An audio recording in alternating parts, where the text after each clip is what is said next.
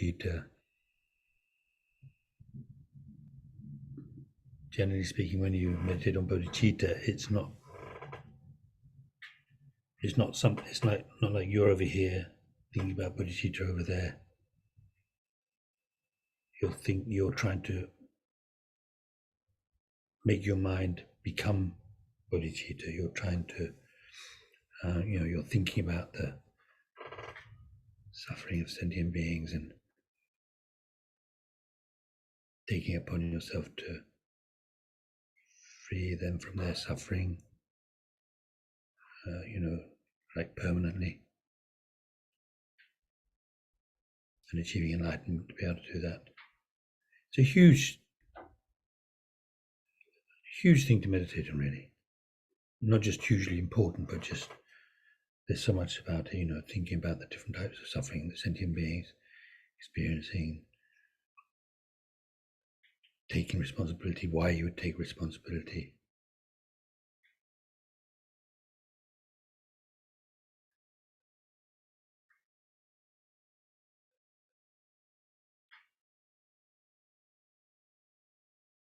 I was talking with somebody recently, communicating with somebody recently, who was saying,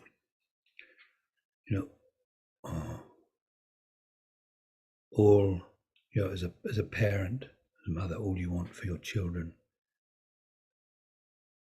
is all you want is for your children to be happy. And so she was also saying, so, then you in turn, you might, no matter how much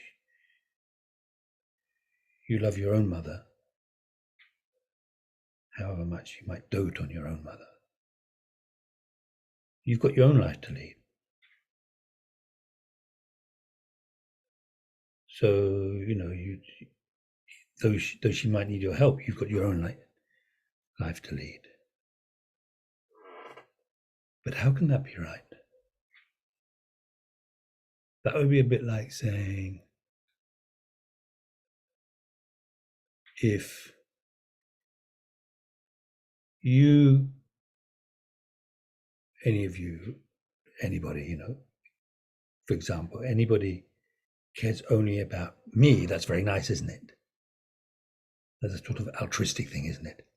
But if I think, oh, so I should only think about me, that would be completely upside down, wouldn't it?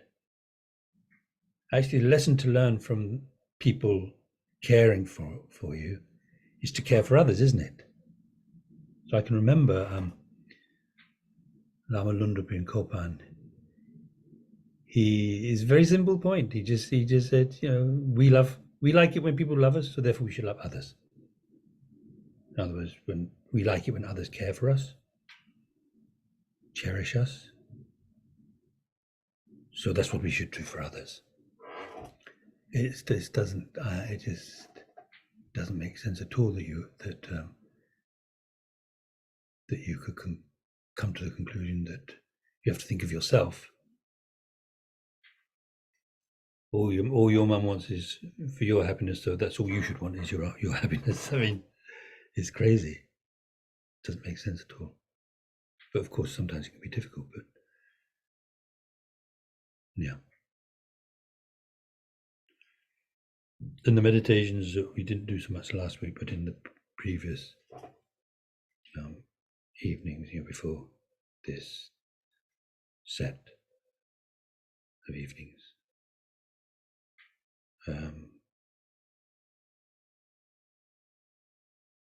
those meditations, they're all really to do with bodhicitta. Bodhicitta itself, of course, I mean, that's just obvious. Then meditating on the nature of the mind. Because meditating on the nature of the mind, meditating on pure mind, meditating on just the mind, understanding is like a mirror covered with cloth, which could reflect anything, but because the cloth is there, it can't reflect anything, except maybe darkness. So our own mind is by itself is pure, like the mirror that can reflect anything, it's pure. And then just temporarily, just like having a cloth on the mirror. So our mind is temporarily obscured. What's obscuring our mind is something that's in the mind, but it's not the nature of the mind. So you're really, when you're meditating on pure mind, just meditating on the mind, what you're meditating on actually is your own potential, your own possibility of enlightenment. Except then, of course, the question comes, well, even if they are not a fixed part of the mind, still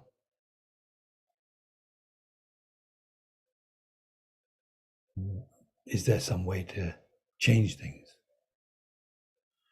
And really, that's why there's the meditation on emptiness, because it's the meditation on emptiness as that develops, becomes, it's just like a fledgling understanding at the moment, just beginning to grapple with it.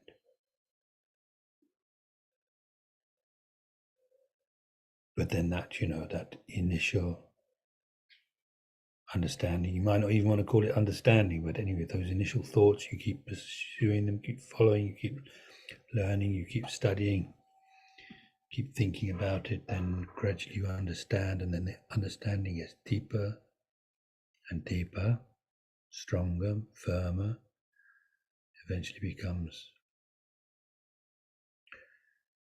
well, what we call non-conceptual, but like it's like being able to see something with your own eyes.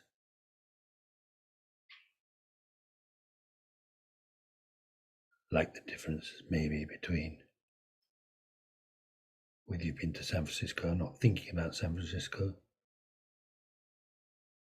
So you're thinking about San Francisco, it does exist, you're thinking about it, and there's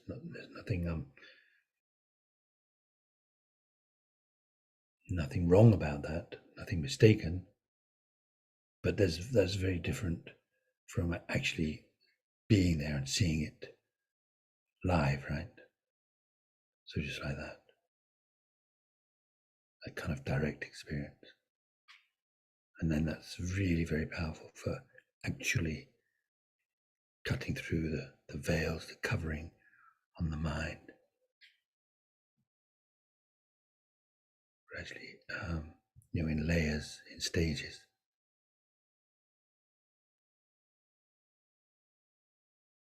And then eventually ending up, with the enlightened mind, free of all kind of obscurations and impurities or whatever you want to call it. And what that possibility is made by simply having a mind.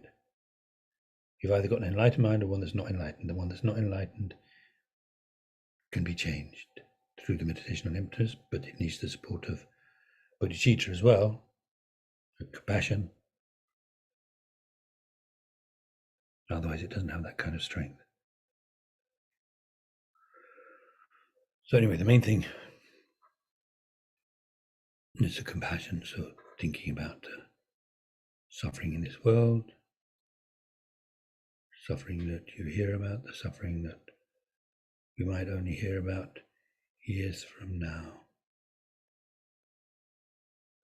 Suffering of the humans, the suffering of the animal life on this planet, other worlds. We're all in the same boat, really. Wanting happiness, not wanting to suffer. Wanting happiness, but not really knowing what the cause of happiness is, what you have to do in order to find happiness, not even really have an idea of what real happiness is, having some warped idea about what you need to do and what you need to have in order to be happy.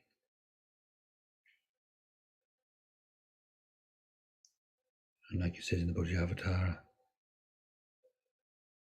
destroying the cause of happiness as much as we can. While we want happiness, destroying the cause of happiness. We don't want suffering because we don't really know what is the cause of suffering. So constantly running after the cause of suffering. Like all we want to do is suffer, because all we really think about is creating the cause of suffering. I'm saying we, I mean, people who don't know, then of course, then even ourselves, even when we know we can't help it, we can't help ourselves. The negative mind gets the better of us. But of course, we can change things. So thinking about the suffering of the world and try to feel a sense of responsibility, because we are fellow sentient beings, fellow human beings, fellow earthlings, because they are all our mother, our father, all those infinite other living beings, sentient beings, our mothers and fathers.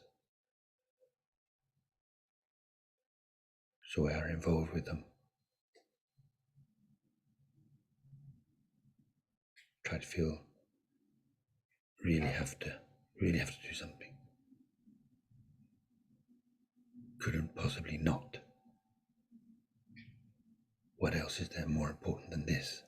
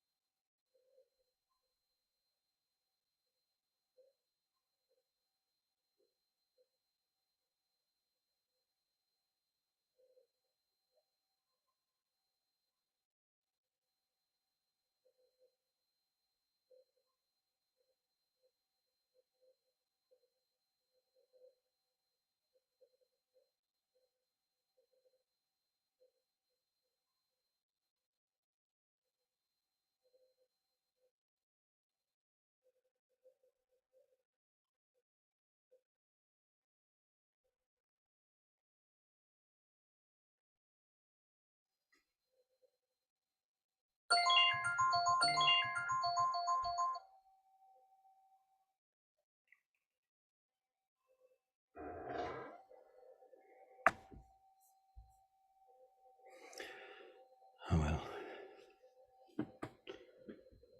that was a bit of a surprise. So, meditating on bodhicitta. That's our motivation for the evening. So what we're doing this evening is getting enlightened. Anyway, taking steps. So before we had the Thanksgiving, thanking the turkey or whoever it was we were thanking, we started looking at what comes between sessions. So so you remember it, we started talking about, so this is page 52, where it says apart from that, so it's other things like purifying, accumulating merit and stuff. It says, apart from that, train in the collection of the following four causes for an ease arising of the paths of shamatha, one point of concentration, and special insight. Laktong. Actually, Laktong Vipassana, it's a Sanskrit word, Laktong is the Tibetan word. It's, well, as we will see sometime in the distant future, it's not uniquely a Buddhist practice, but the special insight taking emptiness as objectives, that's a special Buddhist practice. Otherwise, taking other objects of your special insight. Special insight basically means you've got shamatha, one point of concentration, where you can, remain hours at a time, focused on just one thing without the mind moving, not just like having fallen asleep, but with a mind that's very clear, the mind itself being very clear. So anyway, at a certain point you have the shamatha, and then within that you begin to analyze without disturbing the concentration, the focus. They say it's like a small fish moving in water. So it darts about, but it doesn't disturb the water. Like that. So there are these 4 points: restraining the sense doors, acting with vigilance, to examine again and again the situation of mind and body. Exactly that, in brief, is what defines protecting or practicing vigilance. Vigilance, alertness, I think sometimes you call it. So that's from the Bodhisattva. Then knowing the measure of the correct right measure of food, so not too much, not too little. I was watching something on that today, something I'd sort of forgotten about, it's quite interesting. I didn't listen to it very carefully, but I picked up a few things. I think I'll watch it again. This Dr. something Patrick. She's not a medical doctor. She's a PhD type of doctor.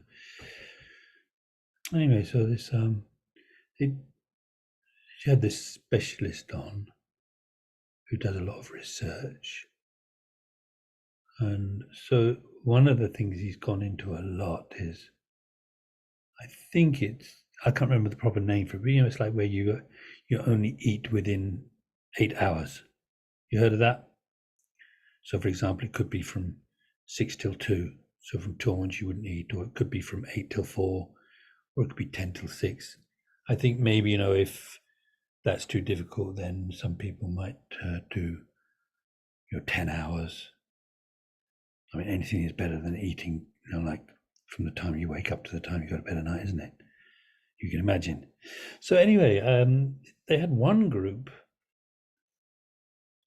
I think it must have been that even after they had gone through the experimental period with these 8 hours, some of them kept going with it. And so he was asking them why they'd kept going with it. And it was because they found they slept better and were more alert. That was the idea. So anyway, yeah. So it says the right measure. I mean, supposedly, if you're a good monk or nun, then you don't eat in the evening, or you don't eat after noon. You know, like when you do precepts, no eating after noon. It's actually pretty good to do if you can do it, and I think it's along.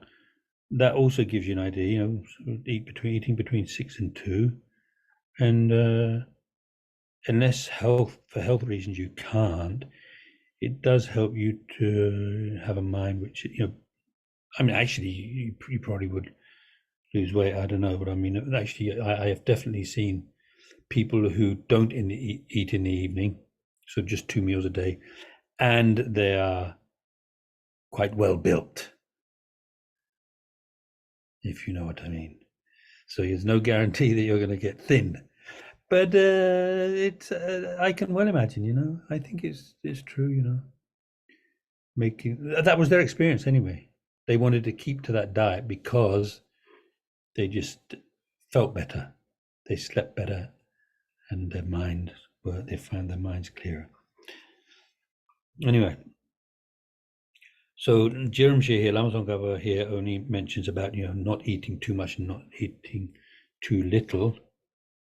But you know, if you go into it in more detail, there's more to it than that, I reckon. And then the fourth one, practicing earnestly without sleeping at the wrong time and behaving well when lying down to sleep. Yeah. So this is where we're starting today. So you'll see, you know, when we go through it, I don't know if any of you read ahead, assuming you've got the book. But anyway, so practicing earnestly without sleeping at the wrong time. So anyway, that's to do with the sleep and making even your sleep something positive. Anyway, let's see what they say. So it says, Lord of the Lineage. This is from a letter to a friend which is by Nagarjuna, and his friend was a king. So he says, Lord of the Lineage, so he's referring to the king. And yeah, Ripe Dangi actually. So in Geshe-Zopa's commentary to the Great Exposition Stage of the Path, so he has this verse. It's one of the ones that comes up in there too, and he calls it Lord of Good Family, like an epithet, like a title. So when you look at it, it's like Rigpe Dangi. Dangi is like nature, so it's talk about the nature of the person. Then Rigpa, there could be sort of like honest or just or so. Anyway, good. I don't know really why it says good family, because it's the word Rig. Even this one, so Rigpe Dangi, it can mean caste, family. But anyway, just by the way, when it says Lord of the Lineage, you might just think, well, what's that supposed to mean? So it's somebody of a good nature, is what it looks like. If you look at other translations. So having practiced all day and in the first and last periods of the night. So this, strictly speaking, day is 12 hours, night is 12 hours, and night is divided up into 3 parts, 4 hours each. So you practice for the first 4 hours and the last 4 hours, and you sleep for the middle 4 hours. Right? What do you think about that? Yeah, exactly. How much people, the thing is, I mean, it talks about the food being medicine, and you could actually say the same about sleep. It's really, you know, I mean, of course, some people just sleep as much as they can because they love sleeping. We're not talking about that, you know, like, so what is the right amount of sleep? Well, the right amount of sleep is the amount of sleep you need in order to, in a way that we can't usually see, to sort of, what do you call it, to what do you call it, re-energize somehow the body, right? A bit like the food, you know, too much isn't good, too little isn't good. There's such a thing as a sort of happy middle. So it's also like with that with sleep, and you can only really know by experimenting. And I know that they say that what we need is 8 hours sleep, and there's all sorts of research that there's apparently been done that like people who sleep 8 hours a night, they tend to have to live longer and stuff like that. But anyway, you need to find out for yourself. Yeah, that's it really. So that I think most people understand it like that. I can just about imagine if you were actually trying to cultivate, shamatha, one-pointed concentration, where you're the whole of the time really you're intent on keep on just on your mind really, and keeping your mind alert and awake and so on. So then you can kind of imagine if you were to sleep 4 hours and practice the first 4 hours of the night, eight, let's say 6 up until 10, and then what would it be, 4 until 8? No, that's wrong, isn't it? 6 till 6, so 6 till 10, 10 till 2, then 2 till 6 meditating. Okay, so you're sleeping 10 till 2, can you imagine? But anyway, so the thing is, it would be difficult. You've had 4 hours sleep and you're going to feel sleepy, but working with the sleep and combating the sleepiness, the feeling of sleepiness, would be part of your meditation. I can just about imagine that that would work. I don't know, with people that are really experienced meditators, whether they would agree with that even, but I can kind of imagine. But for us, for the rest of us, really, it's a question of finding out how much for yourself, how much sleep you need in order to be well during the day, to be able to function during the day.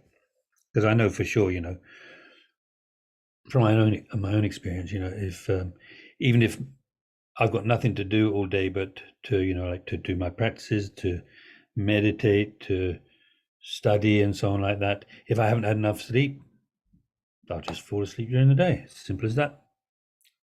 Probably fall asleep all morning. If I don't get a 40 winks after lunch, then I'll probably fall asleep all afternoon. So you just have to work out for yourself, really. But it's quite, it's pretty amazing idea. So then it says sleep with mindfulness between those periods, so that even your sleeping is not wasted. So we'll see what Lama Tsongkhapa says about that. But otherwise, generally, interestingly, well, anyway, the way they would literally translate it, the word sleep, they use the word sleep for this one Tibetan word, particular Tibetan word, and it's a mental factor actually. So then there would be a difference between sleep, which is a mental factor, and falling asleep, being asleep, and so on like that, sleeping. So the point is that that it's variable, which means that if you sleep with the motivation that if you recognize that if you don't sleep, you're not going to, your long-term goal is benefiting others, helping others, achieving life and so on. In order to do that, you've got to sleep. And to cut a long story short, you got to sleep. That's why you're sleeping. Then it becomes something positive. So whether it's 4 hours, 5 hours, 6 hours, 7 hours, 8 hours, however long it is, because also you're motivating and you're thinking, I'll sleep the amount of sleep I need. Then it becomes positive. In other words, good karma, as we say. You're creating good karma. You're creating merit. Whereas if you just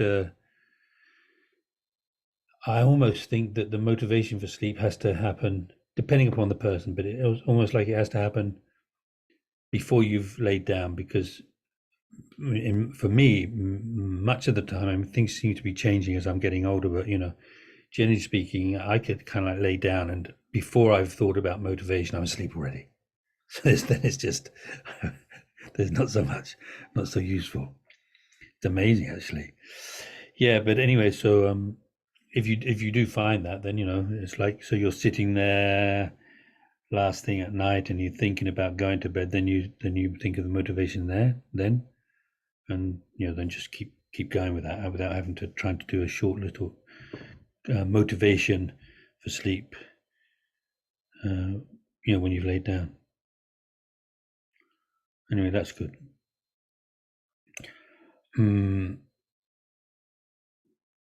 So that even your sleep is not wasted. So the actual sessions of both the entire day and during the first and last part of the night, as well as what should be done between them, have been explained. So that's all to do with, the meditation. So like they say, your life is divided up into a meditation session and between meditation sessions. So what to do during the day, there's already been a lot of advice. And you can see that this is particularly directly relevant for if you are doing retreat, but it's also, something to think about on other occasions, other periods as well. Take what you can from that advice to use in other occasions as well. And in fact, there's no reason why you wouldn't at least, try to make everything that you do as positive as possible. I mean, like if you wake up in the morning and just decide very simply, today is not mainly about me, it's about others. I'm not gonna, if I can help others, I will.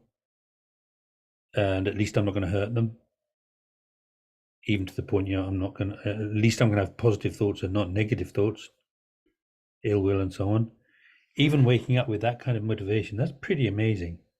That really is pretty amazing. And, trying to keep coming back to that. So, with the alertness, being aware if things are beginning to go wrong, and then, thinking about what to do to change things. And this is where actually the more you've studied, the more teachings you've attended and reading and so on, the more ideas you'll have, the more methods you'll have. Anyway, so whether walking or seated, completely purify your mind of the 5 hindrances it mentions here. So the actual session, both the day and during the first part and last part of the night, as well as what should be done between them, have been explained. So that's all been explained. Okay. It's almost like this next sentence is a summary of that, or just another approach to that, because it's saying whether you're walking around or seated. So that's pretty much it, isn't it, during the day? I mean, of course, you might lay down occasionally for a rest or whatever, but generally speaking, that's what we do during the day, isn't it? We're either walking around or we're sitting. Yeah. So completely purify your mind of the 5 hindrances. Try to be free of the 5 hindrances. And there's a footnote. I'm not really so sure about the footnote. I looked into this a bit. It talks about the 5. There's a commentary by Geshe Champa Gyatso. And so I tend to go with that. So, because also there's a list I found in the Tibetan, which and Geshe Champa Gyatso's corresponds with that, whereas Philip's list of 5 doesn't really correspond. So I don't believe in his list so much, excuse me. So, and there's one particular reason for mentioning this. Is useful anyway, but it's one particular reason I wanted to go through it, because just very briefly, because the first one, it says excitement and regret. So now the excitement there, good, Jingge. This is something that's so that's one way of translating it. Lama Zopa Rinpoche prefers distraction to objects of attachment, so that you can be distracted out of your meditation, or in other words, away from your chosen meditation object by various things. It could be anger, it could be all sorts of things, but anyway, this particular one is objects of attachment.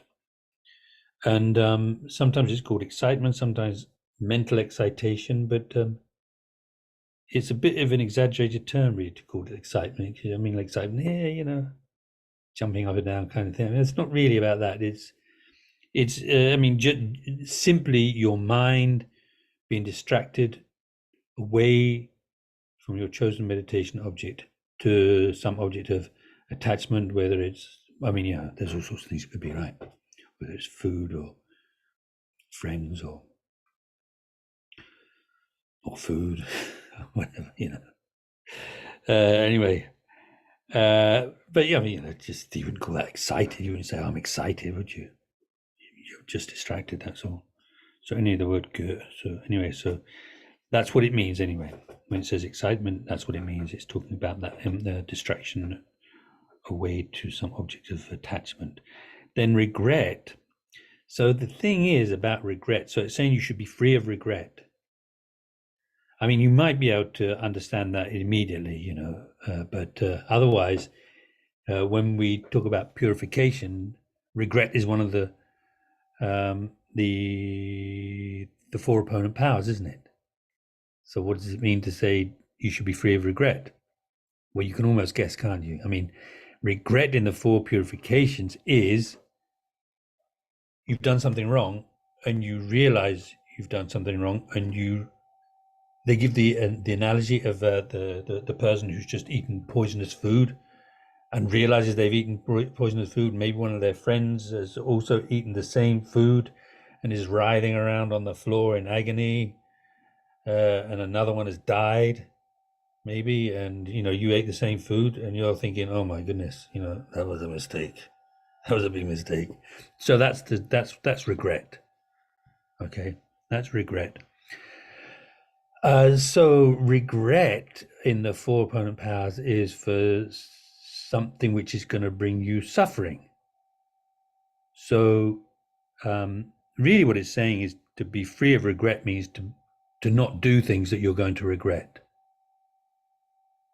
To be free of regret means to free yourself of regret means to free yourself not to do things that to feel regretful about.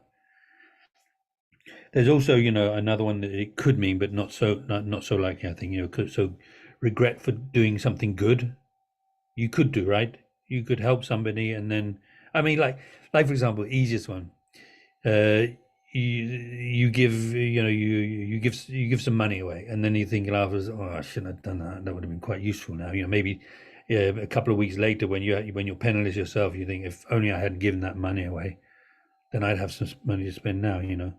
So that's actually a regret for doing something good, which is also something you want to avoid.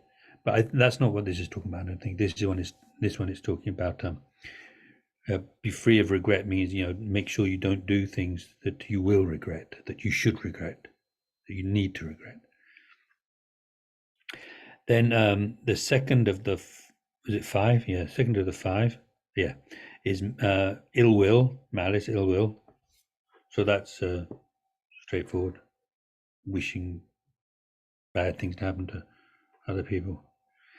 Then the third one in the the translation in the commentary, it says longing desire, dabala dumba. So what it really means is wanting to have, aspiring towards, aspiring for, or to have the desire realm object. So we we talk about desire realm, formless realm. So desire realm objects, desire, the pleasures of the desire realm, you could say. So that's what it's talking about. Then doubt. You often hear doubt is a very good thing, and it is, but actually there are different types of doubt. The kind of, a lot of the time when our teachers say, we need doubt, what they're talking about is you need to ask questions. Whether you're listening to teachings, whether you're studying, don't just accept, go into it, ask questions. Coming up with the questions is having doubts. So there's that, and that's a fantastic thing. That's really a fantastic thing. That's something we really need. Then, otherwise, generally speaking, they talk about three types of doubt. There's the doubt tending towards an incorrect conclusion. So the thing is, it's or one which is balanced, so you're not quite sure one way or the other, and then the kind which is tending towards the correct conclusion. So all three of them are characterized by not being sure. But in the first case, you're thinking, I think probably everything is truly existent. That kind of thing. I think probably there are no future lives. That kind of thing. Then the balance one, so you can work it out for yourself. I think thinking, yeah, maybe there are, maybe there aren't. And then the tending towards the correct conclusions, where you're thinking, I think probably there are future lives. I think probably things are empty. I'm not completely sure yet, but So here, when it says to be free of doubt, it means actually of those three, it would be the tending towards the incorrect conclusion, but it's also maybe even more talking about another thing that happens with doubt is where you just cannot make a decision. It's like, should I go that way or should I go that way? I just don't know. So you end up going neither way. You're just like paralyzed. You just can't make a decision. Maybe that kind of doubt. And then the other one, mungni, so lethargy and sleep. Okay, so now why does it say about sleep? I go up there again. Where are we? Yeah. So outside of the sleep time, outside of your 4, 5, 6, 7, 8 hours of sleep, then you want to be free of sleep. So that means there could be times during the day where you start feeling sleepy. That's what they're talking about. So in other words, every time you feel like laying down for a snooze, you don't have to follow it. Try to I don't know. It could be just like I don't know, a handful of water across your face, cold water, or whatever. Even just thinking, just sort of like shaking your head and shaking it off, kind of thing, which you can do sometimes, right? Anyway, so that's what those are. So those 5.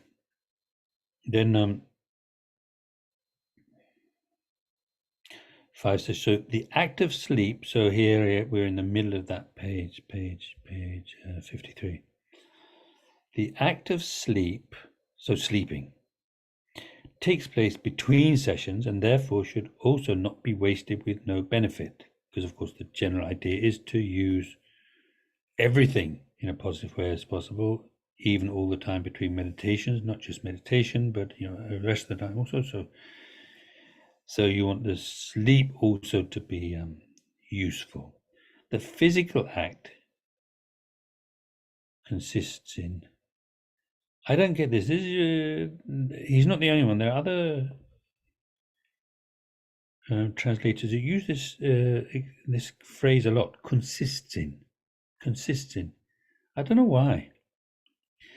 Because really, what it's saying is the physical act. Okay, the physical act of sleeping is. Most of the time, when you say consists in, you can just leave it out and replace it with an is. The physical act is lying on your right side during the middle part of the 3 periods of the night. Okay, anyway, laying on your right side. So then placing the left leg on top of the right one and sleeping like a lion. So that's what it says, right?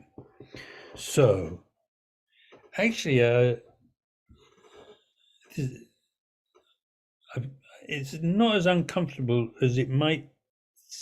Well, I mean, if you've never done it before, then maybe it sounds okay and you'd be willing to try it. But if you try it, then you might also find it quite uncomfortable. I've even heard teachers saying, at least sleep like that at the very beginning, even if you can't sleep the whole way. But actually, it can be quite comfortable because it says, I don't know how to describe this, but you almost get the impression that the way you're supposed to be laying down is like on your right side, and like completely wooden kind of thing, with your left leg on top of your right leg, so that your left knee is on top of your right knee, and then your left ankle would be on top of your right ankle, and something like that. I'm not sure it means that, actually. There is some particular benefit which I can't remember for the moment, but I think it might be to do with the different energies flowing through the body associated with different mental afflictions, and so maybe sleeping on the right side helps to suppress the attachment, the energies associated with attachment, which is in a way the most risky one to arise, to disrupt your sleep. And so anyway, personally, I've been finding it more comfortable just by thinking, it doesn't really mean necessarily that because that is quite uncomfortable, actually, I find. If you've got your left knee actually, right on top of the right knee, and the left ankle on top of the right ankle, is not a very comfortable way to sit at all. But whereas if you you can experiment with it a bit, but if you put the it's funny to talk about, really, but anyway. So if you put your knee, the left knee maybe a little bit behind the right knee, and the right ankle a little bit. Sorry, the left knee a little bit behind the right knee, the left ankle a little bit in front of the right ankle. It can be quite comfortable, actually. So anyway, you can try, and if you really find it uncomfortable, it's good to start the sleep at least in that way. And even if you end up sort of like rolling over one way or the other, I mean, that's okay. The main thing is the motivation. And also, you see, sleeping like a lion. Okay, so sleeping like a lion. So it's interesting, because often at this point, when it says sleeping like a lion, the thing is that you're sleeping the way that the Buddha laid down, in order to pass away. If you see the images, you'll see that he's laying down on his right hand, on his right side, with the hand like that. I know that sometimes you get the explanation that the right little finger should go up the right nostril. I find that really kind of, it's just, it doesn't work for me. Maybe I should just try more, but anyway. But sleeping like that, that's okay. That works. So then, it's quite nice. So the thing about that is, anyway, although the thought might not naturally come to mind, make a point of thinking, this is the way that the Buddha laid down to die. So you're getting into the habit by putting yourself into that position, even if you find it uncomfortable. Each time you do it, it's reminding you of the Buddha, and that's a very positive thing. To think about the Buddha, and you might even start thinking about different things of the Buddha's life, and go to sleep thinking of those things and so on. But anyway, so sleeping like a lion is sleeping like the Buddha when he passed away. And in the mind training teachings, if you've had the 7-point mind training teaching, there's one verse, or maybe a couple of verses anyway, a few lines in the text where it talks about the summarizing the practice, summarizing the practice into a lifetime, into one's life. What it does is it talks about, somehow summarizes the whole of the Mahayana into 5 things which you use each day, and then those are called the 5 powers, and then there are also the 5 powers to practice when you're on the verge of death, when you're approaching death. They got the same names, but they have different, different meaning. But right at the end of that, it says "Chelam Chesa," which means cherish the practice, and that's explained as meaning sleeping like this, and so sleeping on your right side like that, and so this helps you to remember the Buddha. And the point is, well, not the point, but one point I wanted to make is when it says sleeping like a lion, I must admit, I think I'm not the only one that had always thought that this must mean that when lions sleep, they sleep like this. And I don't think lions sleep like this at all. At all. And I think if you watch the various wildlife programs, I don't think you're going to see any lions sleeping like this. So then some people come along and say, yeah, but that's the African lions. They're talking about the Tibetan snow lions. They sleep like this. But I don't, even that's not it. And in fact, I was quite pleased to discover also, this was also in Geshe Zopa's commentary. Really fantastic commentary, that. He says, sleeping like a lion means sleeping courageously. What does that mean, to sleep courageously? To sleep courageously, it means you're not just using the daytime for practice, you're going to even use your sleep for practice. So that's, the courage to use the whole day, 24 hours for your practice. So that's what it means, sleeping like a lion, sleeping courageously. Okay. Then go on a bit. Right. So then as for, and as for mindfulness, okay, so mindfulness always means remembering something. Whenever you talk about mindfulness, it always means something that's already familiar to you, bringing to mind something that's already known to you. So what does it say about that? As for mindfulness, how are you going to practice mindfulness? So recollect until you fall asleep the predominant virtuous actions, he says. It could be action or actions that you've cultivated during the day.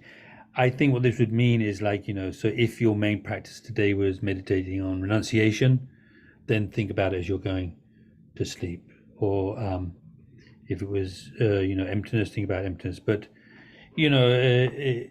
another way of approaching it is whatever seems to you to be the best thing to be thinking about as you fall asleep. I know that some lamas say, the best thing to be thinking about as you go to sleep is emptiness. And I wonder if they mean thinking about it as in analyzing, or just thinking that everything is like a dream, everything is like an illusion. Nothing exists in the way that it appears, and so on. You see, actually, if you are in the habit of thinking that way during the day, and as you fall asleep at night, then I think gradually you might start even being aware of it during your sleep. During your dreams, I mean. During your dreams. So that would be good, wouldn't it? But it's funny because it's amazing how long your dreams can take to catch up with daily life, reality, It's very strange. I know that my father passed away now, it's about, I don't know, more or less since I got here, so 16, 17 years ago. So I've had dreams where I thought he shouldn't be here because he's dead. But quite recently I had one of my father where he was alive, and it seemed quite normal. So it's very strange, isn't it, dreams? But actually, I mean, I suppose that's the nature of dreams, because otherwise, some things happen happen to you in dreams, and you'd think immediately the alarm bell would go off when you'd be thinking to yourself, "Wait a minute, this must be a dream because there's no way this is happening." But you don't do it. It's funny. But still, anyway, if you had a strong enough habit of it, they say like the Bodhisattva on the second ground, because of the strength of their practice of morality, doesn't do anything like destructive or harmful, even in their dreams. Well, actually, that's a long way away from now, so maybe it does take a while to sink in to your dreams. Okay, so cultivated during the day. Therefore, even while asleep, you can maintain. Oh yeah, so I already said that, so that's okay.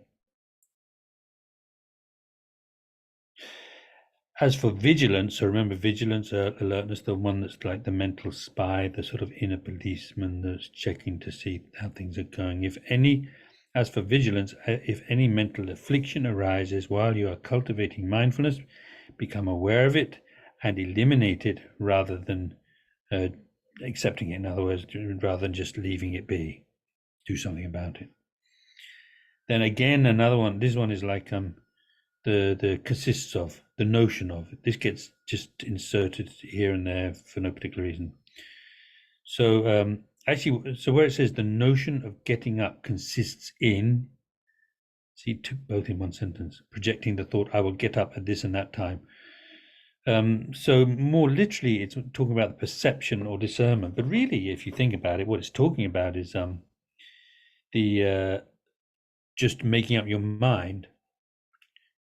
I'm going to get up at such and such a time tomorrow morning. And sometimes it works. It's quite. I don't know if I could say 100% of the time if I decide I'm going to get up at a certain time. I think what happens most of the time is if I decide, okay, I'm going to get up at 6. So then I might wake up at 6, but I might also decide, I think I might just wait a bit. Okay, I'm up, but I'm just laying down. I'm up, but I'm laying down. I'm going to do some laying down meditation. Some of the best meditations. Apart from the unique aspects of each meditation during the actual yoga, these instructions, so all of this advice about food and sleep and all that, and how to use the time in between meditations, apart from specific things which would change because the topic that you're focusing on in your retreat or in your practice will vary. Everything else is applicable to any other practice all the way throughout this stage of the path, all these meditations. All of this can be, the same can be said about those. Same applies to those.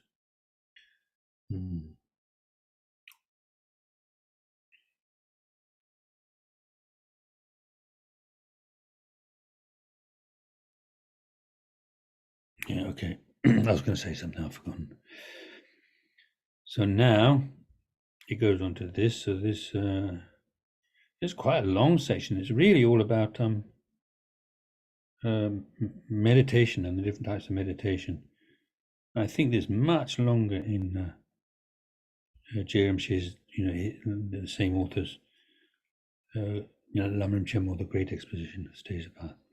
So the need to employ 2 kinds of practice is what it says. What it's talking about is 2 types of meditation, and you've all heard it before. There's 2 types of meditation: checking meditation and stabilization meditation. And different people put it in different ways. So checking could be analytic meditation, checking meditation. I quite like to call it checking meditation because I think that if you watch Lama Yeshe videos on YouTube, he's always saying you check up, and that's what he's talking about. You think about it yourself. You have to think about it for yourself. Find out for yourself. Don't just accept because I say. Think about it for yourself. See for yourself. Okay, so that's the checking meditation, and then Jogom. So sometimes it's translated as placement meditation. I've often used it myself, but it's a bit of a well, I don't know. If you get used to it, of course, that's one thing. But otherwise, what's that supposed to mean? Placement meditation. Stabilization meditation is a bit better, and that's what Geshe Zopa says. And just by the way, in case you didn't know, you might not know, Geshe Zopa, Wisconsin. This is Deer Park, Wisconsin. So he was one of the first ones, not the first one, but one of the very early ones to come over to the States instead of staying in the monastery and teaching. Great scholar, unbelievable, and an unbelievable practitioner. Wow, I don't know really much in detail, but the stories about when he when he was passing away for a long period, I heard. This is just by the way, he had his eyes were closed all the time. He kept his eyes closed all the time, and for sure he didn't speak. And his attendant, when he needed to go somewhere, then they had this thing, and it would be almost like a harness that they would carry him around in. Amazing. And he got smaller and smaller. I mean, not like till that big, I don't mean like that. But he started getting smaller. I mean, people do start shrinking when they get old, right? You all know that. We're all going to shrink a bit as we get old. It's weird, isn't it, getting old? But anyway, what to do? So anyway, yeah, he was unbelievable. So the thing is, every Sunday for many years, he used to teach this text, the Lamrim Chenmo, and he taught it in English. Now, his English could be sometimes a bit difficult to follow because I think maybe you could say his grammar and putting sentences together wasn't his strong point. Knowing the right words was his strong point, and he would often say something in Tibetan, and then he would go through what it means in the English. In fact, I've seen him on one occasion. I remember he came over to Vajrapani, and he sat down, and actually the first thing he said when he sat down was, "What are you all doing here?" So that was quite funny. And then he would say something in Tibetan. He said, "So that's what he said. So that's interesting, isn't it?" But of course, he'd said it in Tibetan, just pulling out legs, I think. But anyway, he was really amazing, really amazing. He was one of, if not the main teacher, I think maybe the main teacher of the present Ganden Chipa. I don't know if everyone knows what that means. So you've got the anyway. The Ganden Chipa is the head of is the title of the what's it called, the Gelug tradition of the 4 traditions in Buddhism. Actually 5 they say these days, including the Jonangpas. So Ganden is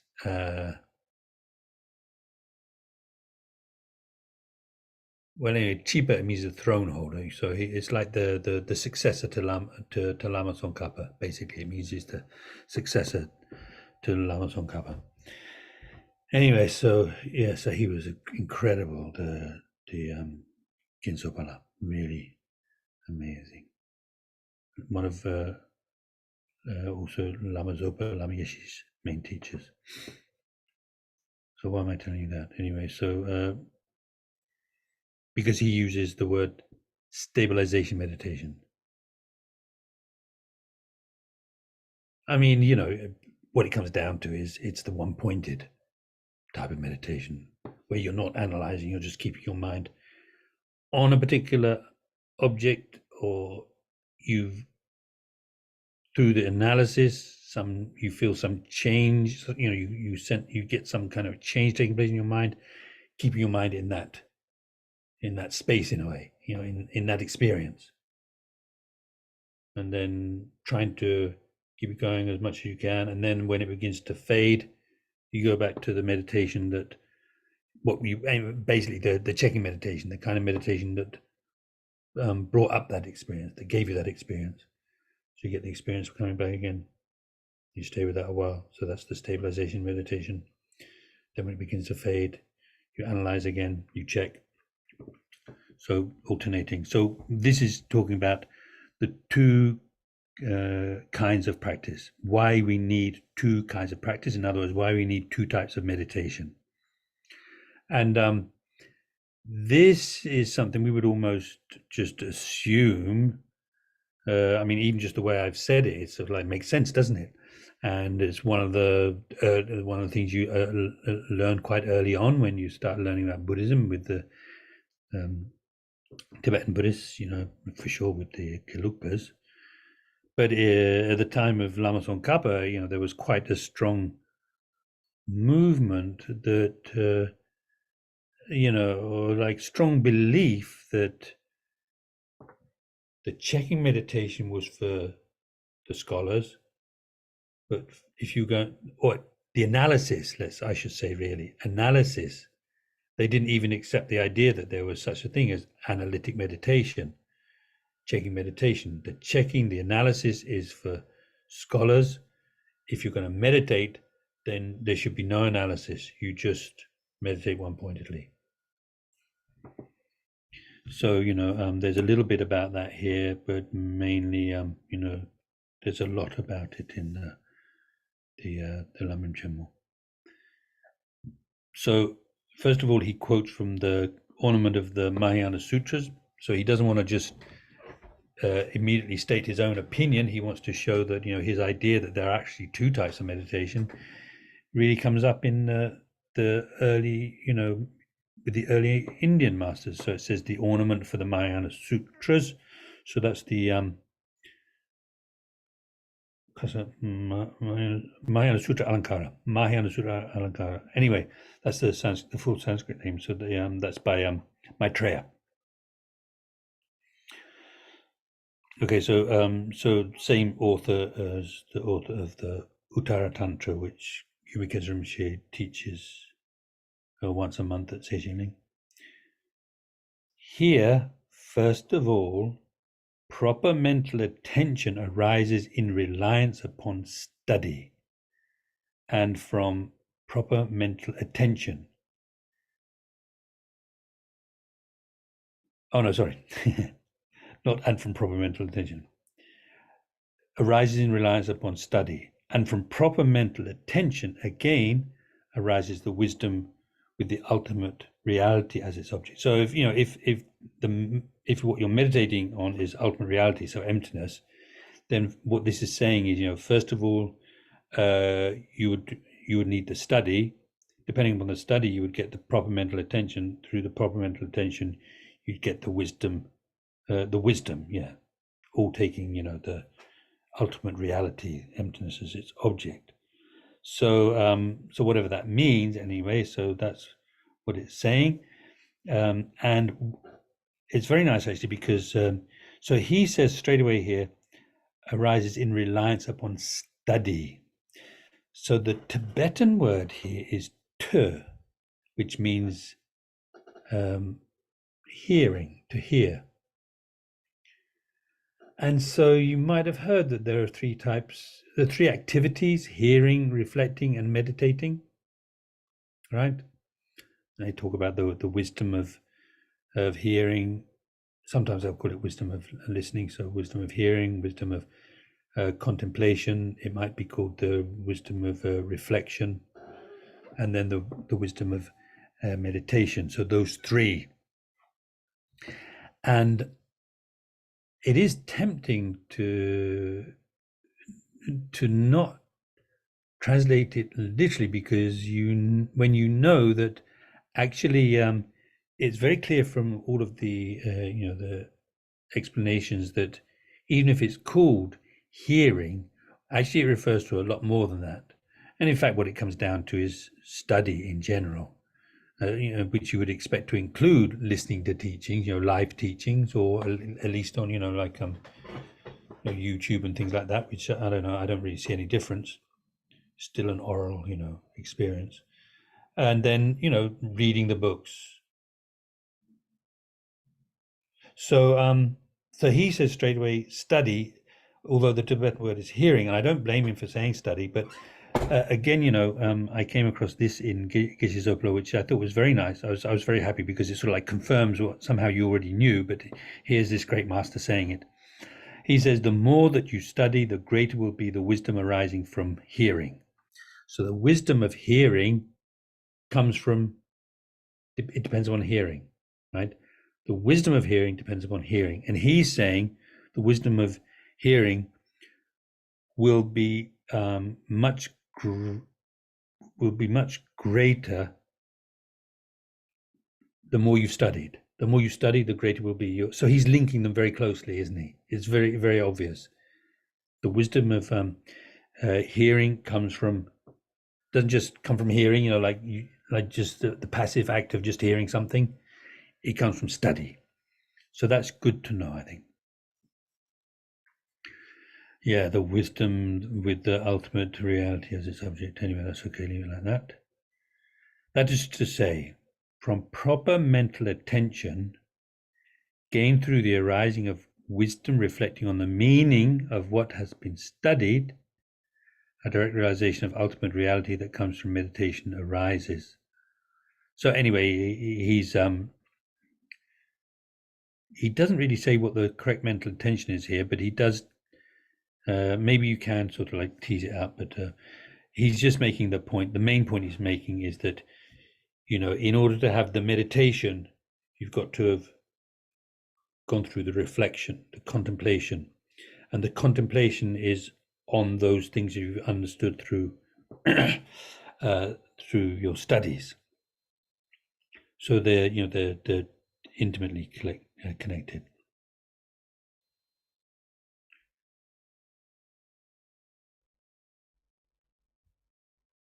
Yeah, I think that's all right. Then ornament for clear knowledge, the Abhisamalamkar, which is also by Maitreya, one of his 5 main treatises. He says, during the stages of definitive analysis, as well as the paths of seeing and meditation, one must repeatedly reflect, assess, and ascertain. These are the paths of meditation. Okay, so one thing is, I could just say simply, it's making the same point. But anyway, so just by the way, because it says during the stages of definite analysis, as well as the paths of seeing and meditation. So this is actually talking about the stage. This, I don't know why he's called stages of definite analysis. Anyway, ngeji and lak in Tibetan. So it's the often literally translated as the branches of definite ascertainment. Basically, it's referring to the path of preparation. When we talk about the 5 paths, path of accumulation, preparation, then seeing, meditation, no more learning. So this is the second of those. So on that path, as well as on the path of seeing and also on the path of meditation, you need to repeatedly reflect, assess, and ascertain. In Geshe Zoba's book, how he puts it is think, evaluate, analyze. So anyway. And also the funny thing is that the next line where it says, that is to say, repeated reflection, evaluation, and definitive understanding are paths of meditation for Mahayana Aryas. And there, I don't know why, but in the verse he says reflect, and then in the explanation he says reflection. So it's the same word in Tibetan. Likewise, assess, then further down he says evaluation, same word in Tibetan. And then ascertain becomes definitive understanding. So it's handy to know that, it's basically saying the same thing. Our paths of meditation for the... Must be 8. So I'll just finish this off. What it's saying is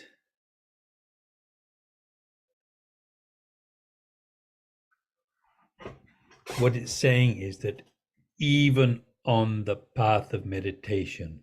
So think about this, we talk about the path of accumulation, becoming a bodhisattva.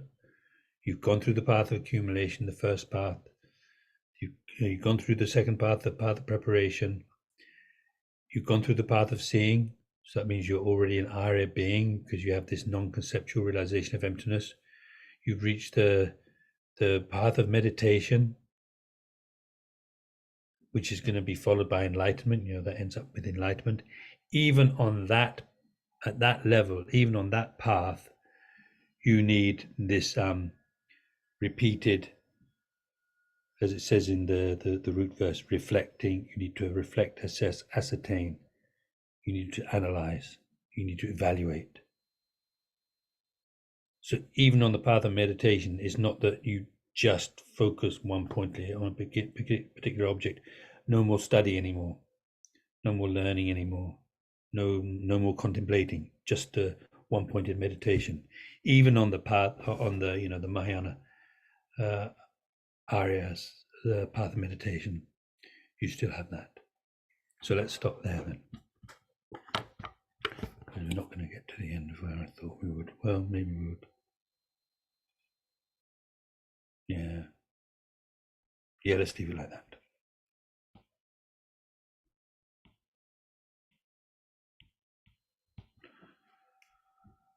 Okay. So that's the second class. We've got 3 more, and this might well take us the rest of the classes, the next 3 classes, to get through this section. But otherwise, we'll go on to the Human Rebirth, which will be nice.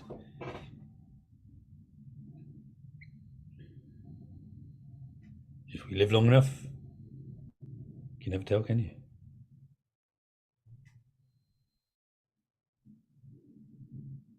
Okay. Oh, Michael,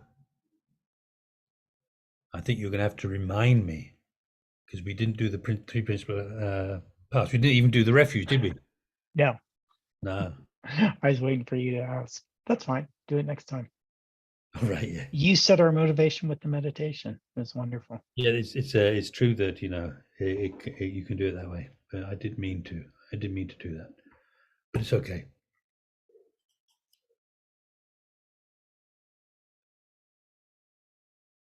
Yeah. So anyway, let's dedicate. There's some dedication prayers I would like us to use, but I keep forgetting to find them so I can send them to Michael. But anyway, main point is to dedicate all of this good karma we've created this evening, our group, along with all of the good karma and merits and so on of the past, present, and future of oneself and all others, which includes all enlightened beings, all of the amazing bodhisattvas, dedicating all of that to all sentient beings, finding peace and unadulterated joy in their lives, lasting, not just temporary, lasting, not just lasting a long time, but like everlasting.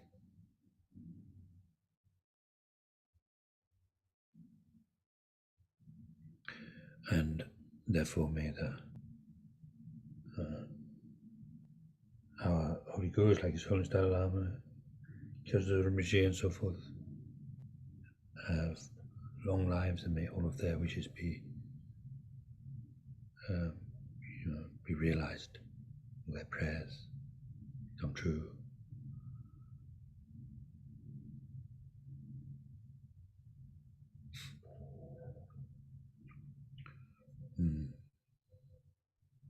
And then may we ourselves, may our minds become stronger and stronger and clearer and wiser, so that we also can be like them.